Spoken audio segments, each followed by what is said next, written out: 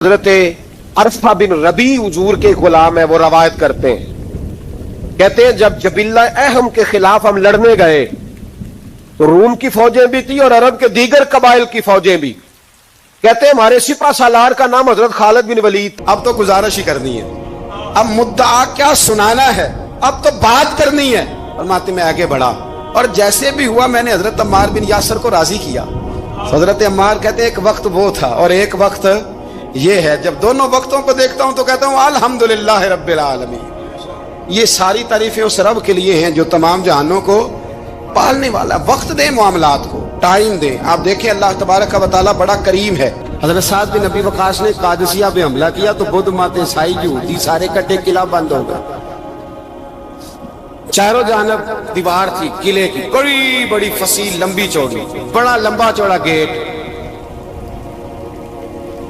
باہر نہیں نکلتے، باہر نکلے تو جنگ ہو جاتا. ایک علاقہ تھا وہ قلعہ بند ہو گیا. حضرت سعد بن ابی وقاص نے انتظار کیا، وہ باہر نہیں نکلتے. انہوں نے پہلے سے پلاننگ کی تھی، کو مہینے کا راشن لے کے وہ اندر چلے گئے. جناب سعد بن ابی وقاص کہنے لگے بھئی اب یہ دیوار تو گرانی پڑے گی.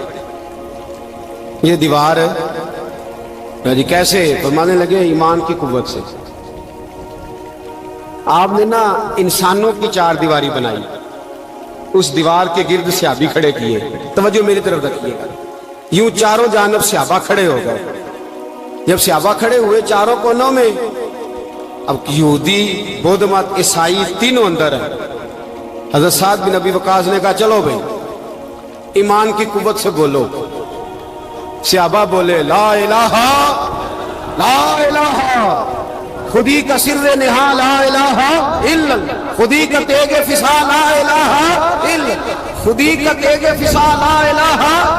اگرچہ بت ہے جماعت کی آستینوں میں، مجھے ہے حکم ازاں لا الہ الا. وہ تین چار دفعہ کلمہ پڑھا تو دیواریں ہلنے لگی، کانپنے لگی. انہوں نے توڑے دروازے باہر آ گئے. کہنے لگے کیا ہوا؟ حضرت سعد بن ابی وقاص کہنے لگے کافرو، بے ایمانو، ابھی تو ہم نے ایمان کا پہلا کلمہ بھی آدھا پڑھا ہے. ابھی تو ایمان کا پہلا کلمہ بھی لا الہ الا آدھا پڑھا ہے. اگر محمد رسول اللہ پڑھ لیتے تو تمہارا بچتا ہی کچھ نہ. ابھی تو ایمان کا پہلا کلمہ بھی آدھا پڑا ہے اور تمہاری دیواروں میں دراڑیں پڑ گئی ہیں. اللہ کرے میری ملت ایمان کا کلمہ ہی ڈانٹ کے پڑھنے لگ جائے. اگرچہ بت ہیں جماعت کی آستینوں میں، پر مجھے حکم ازاں لا الہ. اور یہ دور اپنے ابراہیم کی تلاش میں، صنم کدا ہے جہاں لا الہ. بارہ پکڑو ان کو مارو. جس دن ابو جہل آیا ہے نا بدر میں، اس نے جاسوس بھیجا. محمد بن اینیہ تھے یا عروہ بن مسعود، دو مختلف نام کتابوں میں آتے ہیں. وہ جاسوس چیک کر کے گیا مسلمانوں کو واپس. ابو جہل سے کہنے لگا 313 312 بندے، کچھ بچے ہیں، کچھ بوڑھے ہیں، کچھ کمزور ہیں. ابو جہل بڑا کھل کھلا کے ایسا کہنے لگا ان کو نا پشتوں پہ باندھ لو، گھوڑوں کی پشتوں پہ. جنگ کیا کرنی ہے، تلواریں ان کے پاس کوئی نہیں، لڑ یہ نہیں سکتے، باندھ لو، لے چلتے ہیں مکے، وہاں جا کے دیکھیں گے کیا کرنا. محمد بن اینیہ کہنے لگے ابو جہل ہوش کر، ہوش کر، تلواریں کوئی نہیں، زرہیں کوئی نہیں، پر میں ان کا ایمان دیکھ آیا ہوں. میں ان کا ایمان.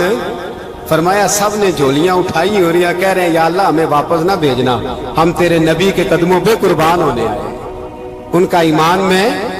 حضرت خالد بن ولید نے حملہ کیا ملک شام پہ، حملہ کیا. یہودی باہر نہیں نکلتے، باہر نکلے ان کا بہت بڑا لیڈر مذاکرات کرنے آیا تو ہاتھ میں زہر کی پڑیا ہے. فرمایا یہ کیا ہے؟ مذاکرات کرنے آیا تو یہ کیا؟ کہنے لگا زہر. کیا مطلب؟ کہنے لگا اگر مذاکرات ناکام ہوئے تو زہر کھا کے مر جاؤں گا، مسلمانوں کو کبھی اقتدار نہیں دوں گا. تو آپ فرمانے لگے زہر بھی تب بھی اثر کرے گا نا جب میرا اللہ چاہے گا. کس کی قوت؟ ایمان کی. کس کی قوت؟ زہر کب اثر کرے گا؟ جب اللہ. تو کہنے لگا یہ بڑا زہریلا زہر ہے ہمارے علاقے کا، یہ تو کسی کے ناک میں ذرا ہوا سے چلا جائے تو بندہ مر جاتا ہے. آپ فرمانے لگے بندہ تب بھی مرتا ہے جب اللہ مارے، اور جسے اللہ نہ مارے مر سکتا وہ کہنے لگا کیسے ہو سکتا ہے؟ فرمایا لاؤ ادھر۔ حضرت خالد بن ولید، او بھائی طاقت ایمان کی قوت سے ملتی ہیں، ہمت ایمان کی قوت سے۔ فرمایا بلا سارے یہودی، سارے آ گئے۔ فرمایا تم کہتے ہو زہر ہوا کے ذریعے ناک میں بھی چلا جائے تو بندہ مر جاتا ہے، پوری پڑیا زہر کی جناب خالد کھا گئے، پانی کا گلاس پی گئے، 18 رکعتیں نفل بھی پڑھ گئے۔ ہر 2 رکعتوں کے بعد پیچھے پلٹ کے دیکھ دے تو کتنے یہودی کلمہ پڑھ جاتے ہیں، کتنے غیر مسلم۔ یہ کس کی طاقت ہے؟ بولے تو صحیح ہے، بولے۔ ایمان بڑا قوت والا ہوتا ہے، بڑا قوت والا۔ اس کا پتہ کب چلے گا کہ ہمارے اندر ہے کہ نہیں؟ کروڑوں ناجائز روپیہ سامنے پڑا ہو اور بچہ عید کے لیے کپڑے بھی مانگ رہا ہو، لیکن انسان ناجائز پیسے کو ہاتھ نہ لگائے، بچے کو تسلی دے کے سلا دے، تو اس کا مطلب ہے کہ ایمان اس کے پاس ہے۔